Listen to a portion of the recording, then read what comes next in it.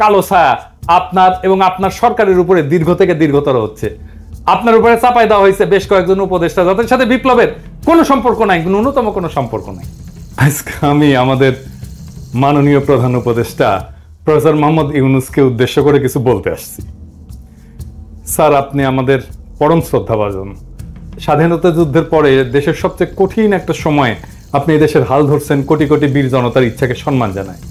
আপনার সাফল্য এই দেশের আপামর জনগণের সাফল্য। আমাদের প্রিয় মাতৃভূমি বাংলাদেশকে একটা স্বাধীন, সার্বভৌম এবং গণতান্ত্রিক রাষ্ট্র হিসেবে পুনঃপ্রতিষ্ঠিত করতে হলে আপনার সফল হওয়া ছাড়া আমাদের সামনে কিন্তু আর কোনো বিকল্প নাই স্যার। আমাদের পবিত্র অঙ্গীকার হচ্ছে আপনার সাফল্যে সর্বতোভাবে সহায়তা করা। আমি সম্প্রতি বলছি যে দেশে এখন যেহেতু কোনো বিরোধী দল নাই, সেহেতু আমরাই একটা গঠনমূলক বিরোধী দলের ভূমিকা পালন করার চেষ্টা করব, অনেকটা শ্যাডো ক্যাবিনেটের মতো। আমরা আপনার সরকারের ভালো কাজগুলির প্রশংসা যেমন করব, তেমনি ভুল ভ্রান্তিগুলো অকপটে তুলে ধরব। আশা করি আমাদের এই সমালোচনাকে ভুল না বুঝে ইতিবাচকভাবে নেবেন। এই কথাটা এইভাবে বলার দরকার ছিল না, কিন্তু বলতেছে এই কারণে যে দুঃখজনক হলো সত্য, এই দেশে সমালোচনা সহ্য করার সংস্কৃতি এখনো তৈরি হয় নাই। আপনি এই ব্যাপারে পথ দেখাবেন বলে আশা করি। আজ আমাদের সাম্প্রতিক ইতিহাস থেকে কয়েকটা ঘটনার কথা উল্লেখ করব, যা আপনার আগামী দিনগুলোর জন্য প্রাসঙ্গিক। প্রথম ঘটনা হলো মুক্তিযুদ্ধের পরে শেখ মুজিবের দেশে প্রত্যাবর্তন।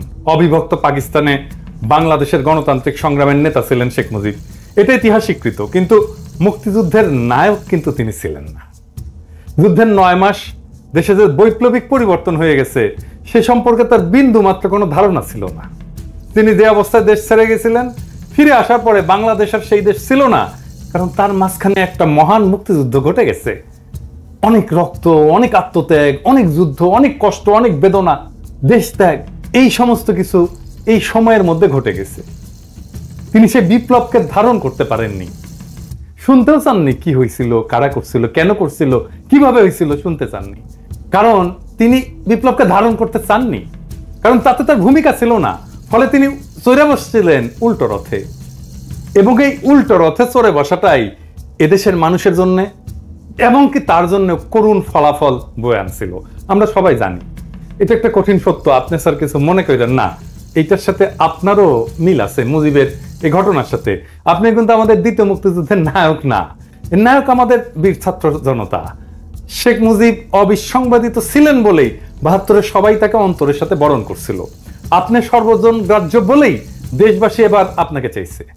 আমরা আশা করব আপনি মুজিবের মতো ভুল করবেন না। আপনিও যখন বিপ্লব ঘটে আপনি দেশে নাই, আপনি প্যারিসে। আপনি আসছেন বিপ্লব বিজয়ের পরে, তাইলে আপনাকে এখন কি করতে হবে?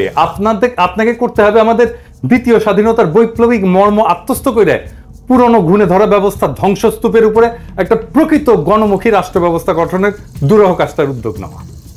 এদেশের মানুষের উপরে বারে বারে চাপাই দেওয়া হয়েছে গণতন্ত্র, রাষ্ট্রবিনাশী স্বৈরশাসন এবং ফ্যাসিবাদ, যা কেবল জনগণের সকল অধিকার হরণ করে একটা প্রবল দুর্নীতিগ্রস্ত ব্যবস্থাই চালু করেনি, তা এদেশের স্বাধীনতা, সার্বভৌমত্ব, আঞ্চলিক অখণ্ডতা বিপন্ন করছে। আমাদের প্রত্যাশা আপনি এই স্বৈরশাসন এবং ফ্যাসিবাদের জানাজা পড়বেন এবং দাফন করবেন, যাতে আর কোনোদিন তা বাংলাদেশের পূর্ণ মাটিতে ফিরে আসতে না পারে। এবার ইতিহাসের দ্বিতীয় ঘটনাটা বলি। আপনি জানেন যে রাষ্ট্রপতি জিয়া হত্যার পরে সেনাপ্রধান এরশাদ তাৎক্ষণিকভাবে ক্ষমতা দখল করেনি। সে সময় মানুষের সেন্টিমেন্ট এমন ছিল যে তাতে তার পক্ষে রাষ্ট্র ক্ষমতা দখল করা সম্ভবই ছিল না। সে ধীরে ধীরে ঠান্ডা মাথায় ক্ষমতা দখলের পরিকল্পনা করে। ঘটনাটা হইতেছে যে পরিকল্পনাটা কিন্তু সে করে না স্যার, করছিল এরশাদ ছিল ভারতের 1 নাম্বার পুতুল। সে কি করছে? সে নতুন রাষ্ট্রপতি নির্বাচন করতে দিচ্ছে, যে নির্বাচনে বিজয়ী হয়েছিলেন ভাইস প্রেসিডেন্ট বিচারপতি আব্দুল সাত্তার। প্রেসিডেন্ট সাত্তার আসনে বসার পর থেকে তার শয়তানি শুরু হয়, এরশাদের খেলা শুরু হয়। প্রথমে সে দাবি করে দেশ শাসনে সেনাবাহিনীকে অংশ দিতে হবে। সে প্রস্তাব করে দেশ পরিচালনার জন্য একটা জাতীয় নিরাপত্তা কাউন্সিল গঠন, যার প্রকৃত নেতৃত্ব থাকবে তার হাতে। সে প্রেসিডেন্ট সাত্তারের মন্ত্রীদের কাউকে কাউকে হাত কইরা নেয়, সরকারের ভেতরে বিভাজনের চেষ্টা করে এবং সফল হয়। কাকে হাত করছিল? সে হাত করছিল স্বরাষ্ট্রমন্ত্রী ডাক্তার আব্দুল মতিনকে, এবং পরে কিন্তু মতিন এরশাদের দলে যে জয়েন করে। প্রেসিডেন্ট সাত্তারের সাথে বিশ্বাসঘাতকতা কইরা এরশাদের সাথে হাত মিলায়া এক মন্ত্রী বাড়ি থেকে গাল কাটা কামাল নামে এক দুর্বৃত্তকে গ্রেপ্তারের নাটক সাজায়। এটা কিন্তু একটা নাটক ছিল। গাল কাটা কামাল কার শিষ্য ছিল সেটাও আমি জানি, যাই হোক সে গল্পে আর না যাই। এই নাটকটা এরশাদের সামরিক কুয়ের পথ প্রশস্ত করে এবং এটা প্রুফ করছিল ডিজিএফআই, সাজাইছিল। এরশাদ ক্ষমতা নেওয়ার আগে বিদেশি দূতদের মধ্যে একমাত্র ভারতীয় রাষ্ট্রদূতের সাথে সাক্ষাৎ করছিল, একমাত্র। এরশাদ এরপর যে সংসদ নির্বাচন করে তাতে হাসিনার নেতৃত্বে আওয়ামী লীগ হয় বিরোধী দল। এভাবেই ঘুর পথে ভারতের সাহায্যে আওয়ামী লীগ বাংলাদেশের রাজনীতিতে পুনর্বাসিত হয়।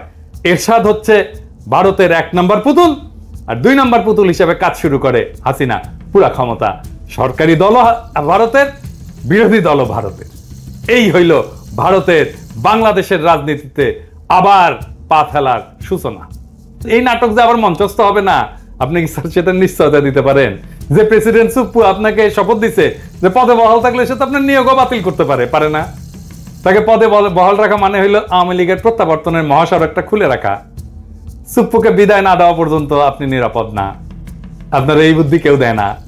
আপনারা সবাই বলে সংবিধান মেনে চলতে হবে, সংবিধানওয়ালাদেরকে ধরিচ্ছি, দাঁড়ান স্যার, ধরিচ্ছি স্যার, একটু সময় দিছি কিন্তু ধর্ম স্যার, কারা কারাই সংবিধানওয়ালা সেটা ধর্ম। এটা ছাড়াও আমি প্রবল সংখ্যার সাথে লক্ষ্য করতেছি যে 190 এরশাদের কালো ছায়া আপনার এবং আপনার সরকারের উপরে দীর্ঘ থেকে দীর্ঘতর হচ্ছে। আপনার উপরে চাপাই দেওয়া হয়েছে বেশ কয়েকজন উপদেষ্টা যাদের সাথে বিপ্লবের কোনো সম্পর্ক নাই, ন্যূনতম কোনো সম্পর্ক নাই।